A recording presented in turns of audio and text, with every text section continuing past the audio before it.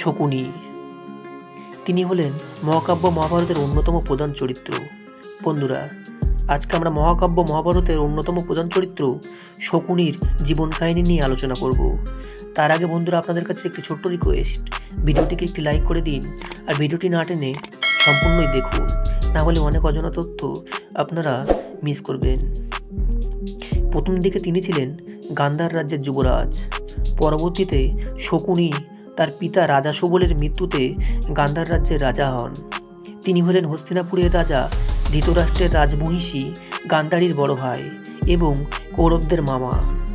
বুদ্ধিমান, ধূর্ত এবং বিপদগামী কপট ষড়যন্ত্রকারী হিসেবে চিত্রিত, শকুনি তার ভাগ্নেদের সবসময় সমর্থন করতেন, বিশেষ করে জ্যেষ্ঠ ভাগ্নে দুর্যোধনকে।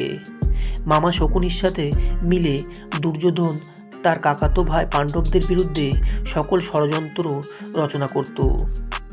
শকুনির পরামর্শেই দুর্যোধন যুধিষ্ঠিরকে পাশা খেলায় আমন্ত্রণ জানায় এবং শকুনি যুধিষ্ঠিরের বিরুদ্ধে কপট পাশা খেলা খেলেন, যা মহাকাব্যের অন্যতম প্রধান ঘটনা। তিনি ভারী পাশা ব্যবহার করে পাশা খেলায় কারসাজি করতে পারদর্শী ছিলেন।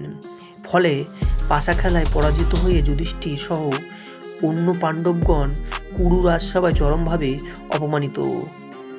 দ্রৌপদীর লাঞ্ছনা ও বস্ত্রহরণ, পাণ্ডবদের 12 বছরের বনবাস ও 1 বছরের অজ্ঞাতবাস প্রভৃতি ঘটনা ঘটে এবং কৌরবদের 13 বছরের জন্য হস্তিনাপুর ও ইন্দ্রপ্রস্থের রাজত্ব এনে দেয়।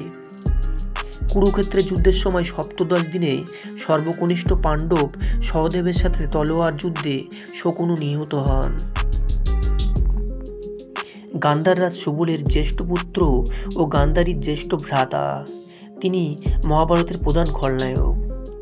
সুবলের কোনো এক পাপের কারণে দেবতাদের অভিশাপে তার বংশে শকুনির জন্ম হয়। শকুনির জন্ম দাপর যুগের অংশে। তিনি ছিলেন অত্যন্ত ধূর্ত ও কপট। গান্ধারীর বিবাহের পর থেকে শকুনি ধৃতরাষ্ট্রের সংসারেই থাকতেন এবং ভাগিনী ও দুর্যোধনদের সঙ্গে ওর বিশেষ বন্ধুত্ব ছিল। তার কারণেই মহাভারতের বিচিত্র ঘটনাগুলো আবর্তিত হয়েছে। তিনি অস্ত্রবিদ্যায় পারদর্শী নন, তথাপি তার কপট বুদ্ধিতেই সমগ্র কুরুবংশ ধ্বংস হয়েছিল। পাণ্ডবদের বিরুদ্ধে শকুনির কোনো বিদ্বেষ ছিল না।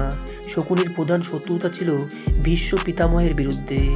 ভীষ্ম শকুনির পরিবারকে ভোজনের জন্য আমন্ত্রণ জানান এবং তাদের ন্যূনতম খাবার দিয়ে তালাবদ্ধ বা বন্দী করেন।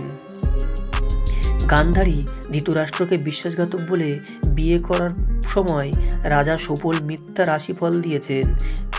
এটি জেনে তিনি এটা করেন। জ্যোতিষীরা ভবিষ্যৎবাণী করেছিলেন যে গান্ধারীর প্রথম স্বামী মারা যাবে, তাই তাকে একটি ছাগলের সাথে বিয়ে দেওয়া হয়েছিল এবং সেই ছাগলটি বলি দেওয়া হয়েছিল। তাই ধৃতরাষ্ট্র ছিলেন তার দ্বিতীয় স্বামী।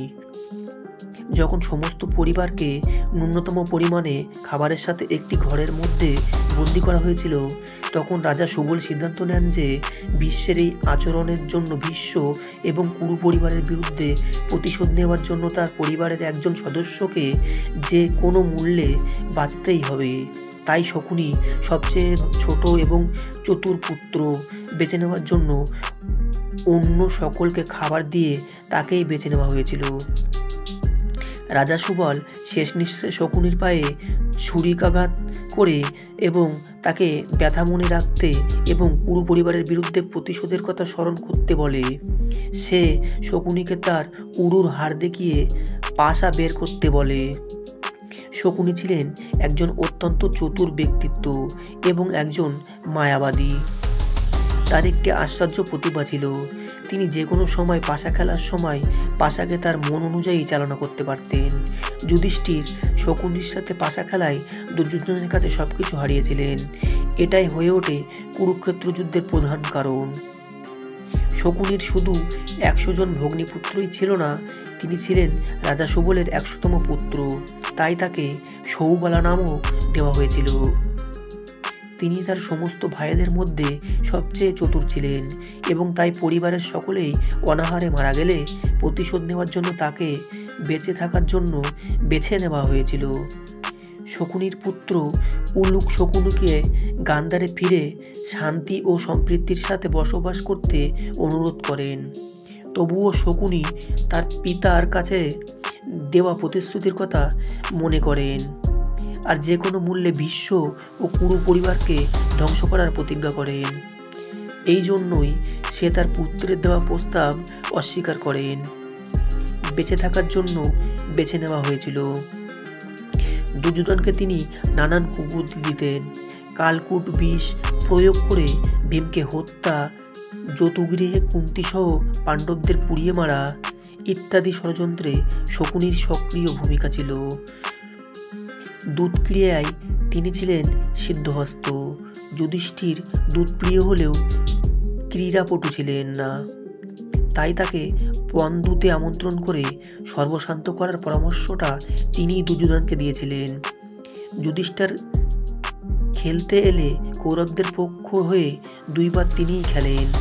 যুদ্ধ শুরু হবার আগে শকুনির পুত্র উলুক দুর্যোধনের দূত হিসাবে দুর্যোধনের শিখিয়ে দেওয়া অভদ্র অশ্লীল কথাগুলো পাণ্ডব পক্ষকে গিয়ে শোনালেন। সহদেব তাই শুনে ক্রোধান্বিত হয়ে শপথ করলেন যে শকুনির সামনে প্রথমে উলুককে হত্যা করে তারপর তিনি শকুনিকে বধ করবেন। যুদ্ধের শেষ দিনে সহদেবের হাতেই শকুনি পুত্র উলুক ও শকুনির মৃত্যু হয়।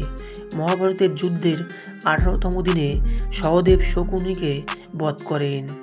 সহদেব, যিনি দ্রৌপদীর প্রতি সমস্ত দুর্ব্যবহারের পিছনে সমস্ত কারণ শকুনিকে ভেবেছিলেন, তাই তিনি শকুনিকে হত্যা করার জন্য প্রতিজ্ঞা করেন। বন্ধুরা, মহাকাব্য মহাভারতের অন্যতম প্রধান চরিত্র শকুনি বিষয়ে ভিডিওটি আপনাদের কেমন লাগলো তা কমেন্ট করে জানাবেন। এমনই সুন্দর সুন্দর ভিডিও দেখতে হলে চোখ রাখুন WB মাওয়ালি চ্যানেলে। এমনই অন্য কোনো সুন্দর ভিডিওতে দেখা হচ্ছে। ততক্ষণে আপনারা ভালো থাকুন, সুস্থ থাকুন আর দেখতে থাকুন WB মাওয়ালি।